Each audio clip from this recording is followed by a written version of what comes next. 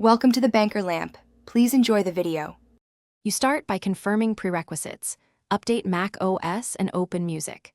Sign into the system Apple ID that has an active Apple Music or iTunes Match subscription. Once signed in, open Music account to verify your subscription shows active. Make sure the Mac is online and not on a restrictive network, otherwise sync will fail. You're now ready to enable the only supported sync method on Mac OS, Sync Library via the Music app Preferences. You go to Music Settings, Preferences, and check Sync Library to begin. Once enabled, Music compares your local library with iCloud. Items already matched don't need upload, but unmatched tracks will be uploaded. Make sure you do not quit the app while it's scanning. Larger libraries take longer. If prompted, confirm merging libraries rather than replacing them. The Music app will show upload and match progress in the sidebar.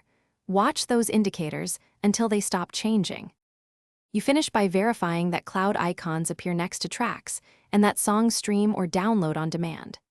If some tracks won't play, authorize this Mac. Account authorizations authorize this computer because DRM can block synced files.